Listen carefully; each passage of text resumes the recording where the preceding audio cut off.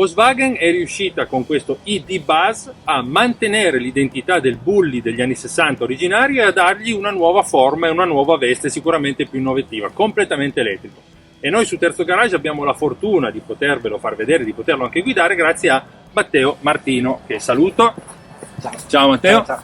E che è il proprietario di questo Bulli. Perché l'hai scelto? Ciao a tutti, niente, l'ho scelto perché sono un amante dell'elettrico, già possessore di auto elettriche, e soprattutto perché questo mezzo mi ricorda tantissimo l'icona storica del T1, ma soprattutto sembra che faccia un passo nel futuro, e avendo anche una famiglia numerosa, insomma, è il mezzo ideale per noi. Ecco. Perfetto, adesso quindi insieme lo scopriamo su Terzo Garage.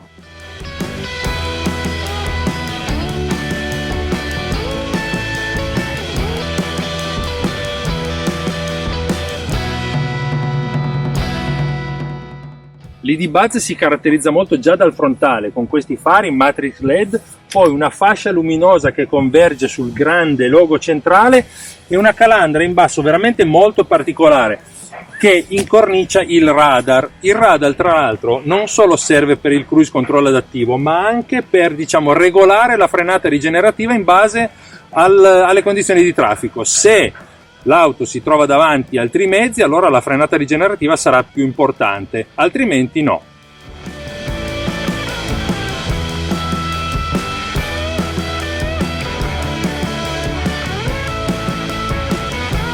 Allora eccoci a bordo del ID Buzz insieme a Matteo.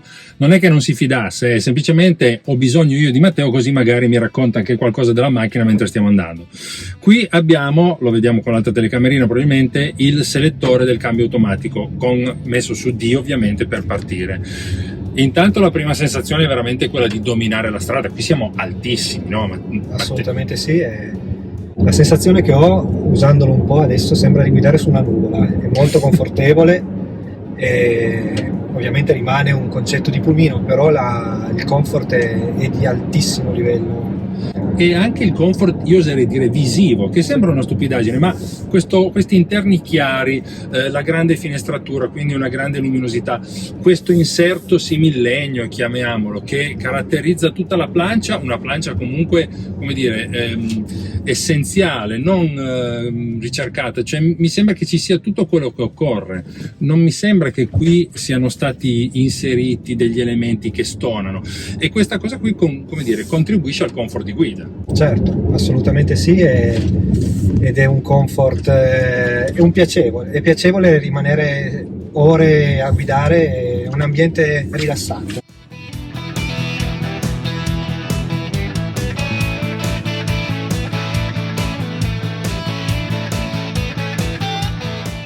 Nonostante qui ci siano i cerchi da venti, gli ammortizzatori lavorano bene, c'è un'ottima insonorizzazione, quindi davvero anche i sedili sono comodi, è una piacevole sorpresa. E io sono salito su questo ID da 10 minuti, cioè sono già a mio agio. Poi ci sono i vantaggi dell'elettrico, il silenzio assoluto e anche la ripresa, che comunque nonostante la mole questo mezzo di esatto, io sto schiacciando, adesso andiamo piano perché questa non è una strada adatta, però nonostante questa vettura pesi 2,4 tonnellate, il dato dichiarato è 10 secondi e 2 da 0 a 100, però c'è chi è riuscito a fare addirittura meglio, no? Sì, assolutamente. Parliamo a proposito di prestazioni, la velocità massima è 145 km/h, che secondo me su un mezzo di questo tipo è più che adatta, uno non è che debba fare le gare. La batteria 77 kWh effettivi, perché sono nominali, 82. Esatto, nominali sono 82 sul pianale, garantisce un baricentro molto basso e quindi una buona stabilità. Io adesso, per carità, sto facendo le prime curve, ma senza andare ovviamente veloce, ma sento il mezzo piantato a terra, cioè mi dà sicurezza questa cosa.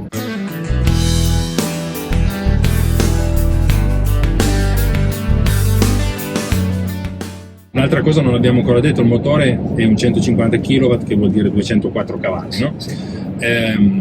Che a me sembra, come dire, adatto per la stazza della macchina. Non abbiamo ancora detto forse che questa è una trazione posteriore. Questo non perché il motore è posizionato sull'asse posteriore, e questo, tornando a quello che diceva proprio Matteo, regala, tra virgolette, una ottima manovrabilità, perché le ruote anteriori sono, diciamo, più libere di organi di trasmissione, di organi meccanici, diciamo, e quindi consentono di avere un raggio di sterzata che è di poco superiore agli 11 metri. Sì. Quindi anche in città, anche negli spazi più piccoli, si riesce comunque a girare molto bene.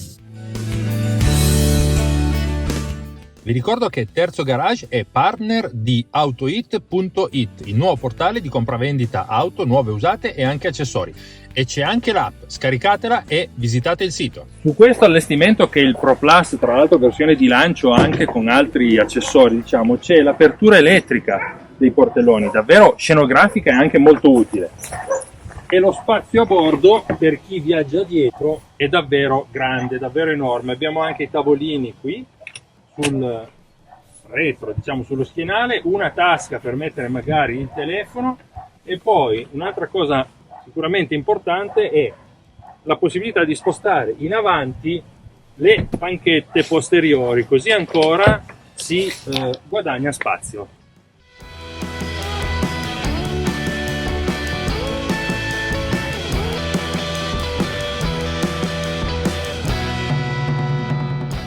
Questo è quello che Volkswagen chiama ID Box, si può anche completamente rimuovere, quindi dando altro spazio. Guardate, i miei piedi sono alto 1,90 m, cioè addirittura posso quasi muovermi, quasi camminare in questo spazio, e qui abbiamo un enorme pozzetto in cui poter mettere oggetti vari, così come nello stesso Buzz Box.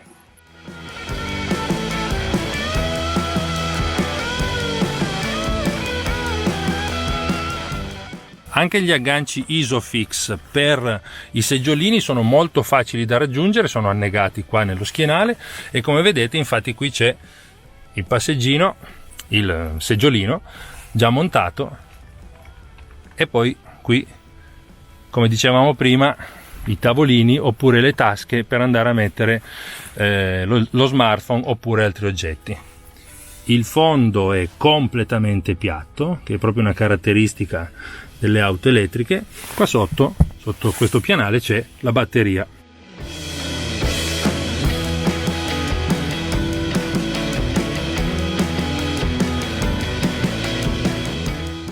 Vedete all'apertura ci sono tutti questi giochi di luce che vengono fatti anche quando si chiude la macchina. Ne approfittiamo e apriamo il bagagliaio, il cui portellone è elettroattuato e ha una capacità davvero molto ampia, 1120 litri che diventano oltre 2000 battendo i sedili posteriori. Qui abbiamo già quelli che potrebbero essere i braccioli, perché abbiamo la predisposizione per portare questo pulmino, chiamiamolo così, a 7 posti. E ancora qui guardate c'è questo pezzo, diciamo, di pianale che sale, quindi si può alzare, e altro spazio qui sotto. Qui ci sono 2 box nelle quali possiamo mettere i cavi di ricarica, quindi davvero uno spazio modulare molto molto ampio.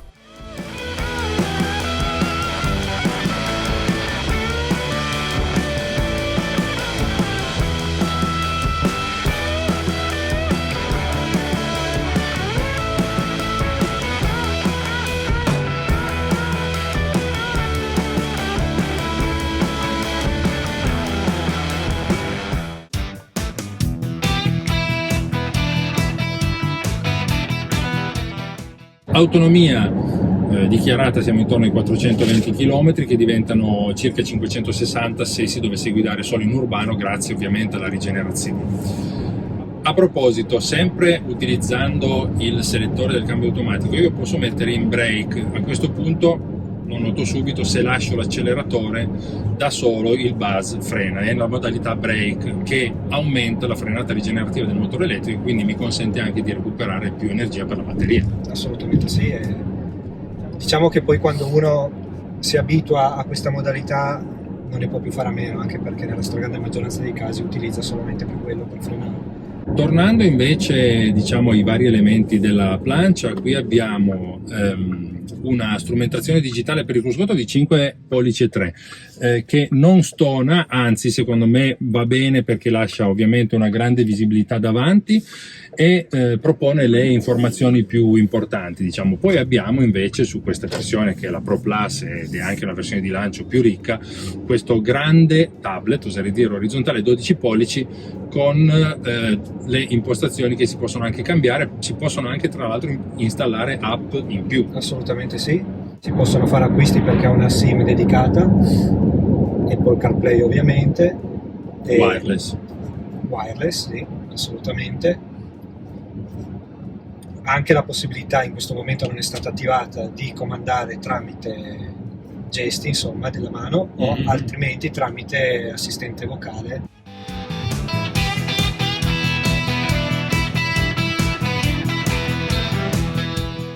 Ciao ID, imposta la temperatura a 23 gradi. Ok. Vedete? Questi sono i comandi vocali. Io posso chiamare l'auto e se lo fa Matteo dalla sua parte, prova. Ciao ID, naviga fino a Centallo. Vedete, si accende in Centallo. realtà la Vuole barra avviare una navigazione diretta a raggiungere la destinazione come sul lato tappa? passeggero. Sì, grazie. Buon viaggio. E così abbiamo impostato la direzione. Tra l'altro guardate come si vede bene il navigatore, che tra l'altro è anche molto fluido sul tablet centrale, diciamo.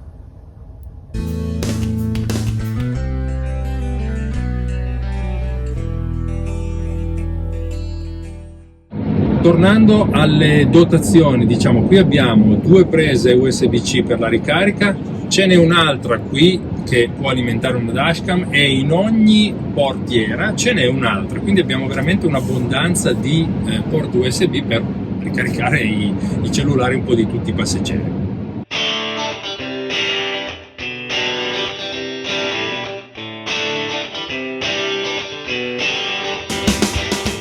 Allora, perché mi sono venuti in mente gli ADAS? Perché il pulmino, l'auto ha appena toccato la linea e io ho avuto una leggera, e mi è piaciuto anche che fosse leggera perché su alcune auto è molto più invasiva. Qui invece c'è una leggera correzione, mi fa capire che io sto andando oltre la corsia e questo è uno dei tanti ADAS. Poi abbiamo il cruise control adattivo con funzionalità stop and go, la retrocamera di parcheggio, l'assistenza al parcheggio che funziona anche in un modo molto particolare, nel senso che l'auto addirittura si accorge quando io sto parcheggiando e mi chiede se io voglia memorizzare la manovra. In questo modo poi la potrà ripetere nel caso si presentasse una situazione analoga. Poi cosa abbiamo ancora, Matteo? Forse ho dimenticato qualcosa? No, direi che hai detto tutto, ovviamente sensori anteriori e posteriori, e la macchina è assolutamente completa sotto il punto di vista ADAS. Allora, due cose così un po' fuori dalla norma di quello che si dovrebbe dire. Tuo figlio Matteo cos'ha? 2 anni? 2 anni e 3 mesi. Cioè, il figlio di Matteo praticamente si è visto arrivare in casa una macchina da cartone animato, perché è gialla, no? Assolutamente. Il primo impatto fa giallo, poi gli abbiamo spiegato che si chiamava Buzz e fondamentalmente la mattina vuole sempre partire col Buzz. Andiamo col Buzz. È incredibile. I bambini la amano subito, ma non solo i bambini, anche i grandi, anch'io la amo subito, anzi adesso stiamo per finire, mi spiace doverla ridare, riconsegnare a Matteo. E un'altra cosa è che un'auto di questo tipo attira molto gli sguardi. Non passa inosservata, no? Assolutamente, abbiamo già avuto insomma dei feedback abbastanza comici, anche perché gente che si ferma a fare le fotografie, oggettivamente vedendolo passare sembra un mezzo arrivato dal futuro. E la gente lo apprezza molto, nonostante comunque il richiamo forte al primo T1 ci sia, e tanti me l'hanno proprio fatto notare, sembra il mezzo degli hippie, il furgone degli anni 60. Infatti noi avevamo una mezza intenzione di vestirci un po' in modo strano, ma poi abbiamo evitato per fare anche delle figure non troppo simpatiche.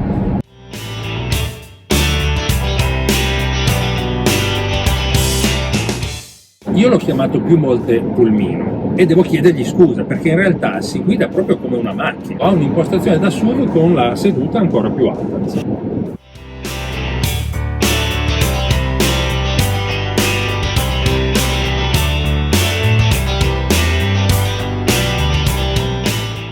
E con il nuovo ID Buzz è tutto, ringraziamo Matteo Martino. Grazie a voi.